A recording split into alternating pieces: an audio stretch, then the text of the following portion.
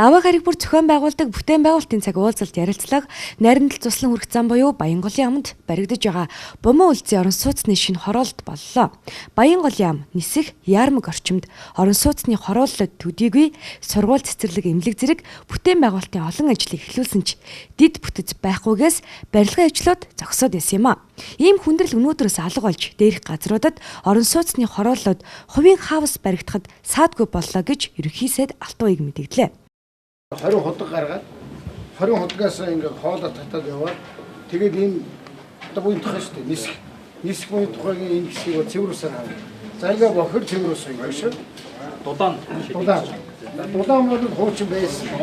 Ганцхан энэ дулаан дамжуул хөөд байна. Тэдний энэ бүгдийн тэднийг хийсэн. Бүгдийн барьж байгаа. Одоо энэ тэмдэглэсэн байгаа нь ингээд барилдаад болсон байна. Барилгын байгуулалтын амны дид бүтэц төслөөр Улаанбаатарт баригдах шинээр төлөвлөгдсөн хорооллуудын цахилгаан, цэвэр бохир ус, дулаан хангамж, ариутгах татваргын, инженерийн дид бүтцийн барилга байгууламж, шугам сүлжээний ажлууд хийгдэж дусснаар энэ газруудад барилга байшин сүндэрлэх боломж бүрлээ гэдгийг бүтээн байгуулалтын цагийн үеэр зарлалаа. Эдгээр газар дид бүтэц татахад Чингис Бондын хөрөнгөөс 40 тэрбум төгрөгийг зарцуулжээ. Зөвхөн Баянголын амны 410 га газар иж бүрэн дид бүтэцэд холбогдсноор 20 мянга орчим айл өрх амьдрах хороолол босгох юм а.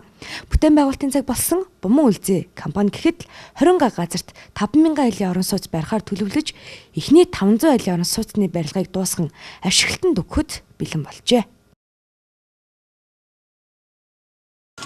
Энэ айл бол нэг 5,000 айл барихаас 500-ыг барьсан. Тий. 20 газар 5,000 айлын орон сууц барина гэж байгаа компани ямар үлзий вэ? Буян үлзий.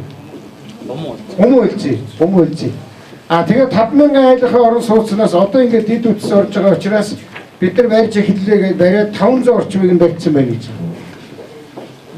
Тэгэхээр өнөөдрийн дид үтсээр бол бид нар ямар ч байсан өнөөдрийн бүтээн байгуулалтаар бол бид нар энэ жил засгийн газрын чи бас нэлээд мөнгө гарсан. Энэ ам руу хэдэн тэрбум уу? Нийтдээ бол 21 тэрбум. Энэ руу юу? За энэ ам руу нэг 20 хэдэн тэрбум төгрөг. Тэр нисэх буян тухайд чинь бас нэг 20 гаруй тэрбум төгрөг. Бид 40 гаруй тэрбум төгрөгөөр бид нар зөвхөн орон сууцны байшин руу явдаг. Саяны хэлдэг дөрвөн шугам хоолойг барьж байгуулах зарцуулж байна шүү. Гэхдээ энэ зөвхөн шугам хоолой бариад байгаа юм биш.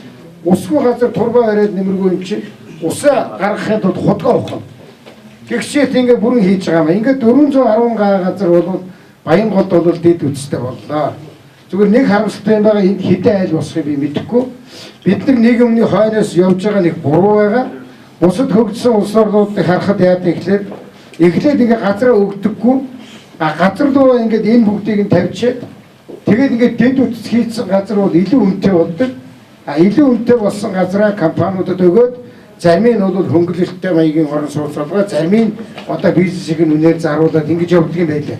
Одоо манай засгийн газар дээр нэг хүндрэл учирчээд байгаа нь Чингис Бондын 40 тэрбум төгрөг аваачаад ингээд дид бүтэц болгоод хийчлээ. Одоо энэ Баянголын аманд засгийн төрийн орон сууцны корпорациас байшин барих гэхээр биднэрт газар байхгүй. Танад газар байгаа юу? Нийслэл. Энэ дотор 400 авахгүй шүү дээ.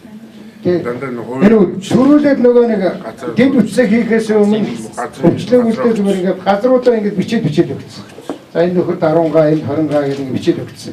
Энэ бол одоо бидний ажилд маш хөндрөл учруулж байгаа. Нийслэлийн 10 га. Ойдохоос 10 гатаа. Засагт бол 0 гатаа. Тэгэхдээ одоо бид нар юу гэж бодож байгаа нөхөр нөгөө ингээд одоо нэг юм буруу юм болж байгаа. Ингээд дид үтс тавиад өглөө. Одоо энд чинь газар авчихсан байгаа компани ямар газар өгөлтэй биш. Эдгээр маань ингээ орон сууц бариад зарж байгаа. Орон сууц бариад зархтаа нөгөө үн хөөрөгдөн гэдэг шиг өндөрнөө зарчиж байгаа. Ингээд бид нар тэмээн дээр ямааны газартай үлдчихэж байгаа. Засаг 40 тэрбум төгрөгөөр дид үтс хийгээд дахиад иргэн нь өндөр үнээр орон сууц худалдаж авдаг нэг ийм тогтолцоо бий болж байгаа. Тэгэхээр бид нар энийг л өөрчлөх гэж байгаа. Яаж өөрчлөх гэж байгаа вэ гэхээр одоо энэ газар авсан байгаа компаниудтай яваад ярих байх. Манай төрийн орон сууцны корпорац та нарт ингээд дид бүтцээ ирсэн зарим нэг газараас одоо нөгөө төрийн орон сууцны корпорац ийм сургууль цэцэрлэг янз бүрийн барихтан зориулаад тодорхой хэмжээгээр өгөхгүй юу. Тэгээ хамтраад төр хувийн хөвчлэн хамтраад юм хийн гэдэг. Ерөнхий төлөвлөгөөр нөгөө зураг хэсгийж байдаг. Ингэснээрээ бид нар юу бууруулах вэ гэхээр нөгөө үнийн хөөргөлийг бууруул. Ингэхгүй бол ерөөсөө маш их хэмжээний мөнгө төрөөс гардаг. Тэгээ бид нар тэр үнийн зах зээлгэн дээр бол ажиллаж чадахгүй. Яагаад ажиллаж чадахгүй вэ гэхээр газраа өргөжлөд өгчээд байгаа. Тэгээд нэг тийм газрын хэрүүл нийслэлээр бол туудлага хийдэг байна. Тийм. Энэ Улаанбаатар хотын бид нар маш хүндрэлтэй байгаа асуудлууд гацар. Тийм учраас бид нар одоо энэ жилээс эхлээд юу гэж хэлж байгаа вэ гэхээр төрийн орон сууцны корпорацийг бол бид нар энэ жил энэ хавраас эхлээд 21 аймгийн төв дээр тэр 1000 айлын орон сууц 200 айлын хаус эсвэл 5 хаус барих ажил руу илүү анхаарлаа хандуулна.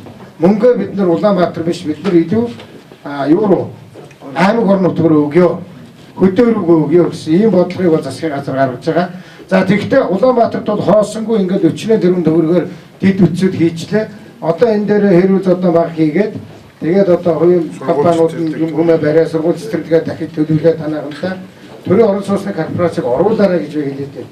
Тэр оруулж ээж тэд нар оролцож байж энэ үнийн юмд оролцмоор байна. Тэгэхгүй бол ганц хаа газаргүй засгийн газар одоо ямар хийх вэ?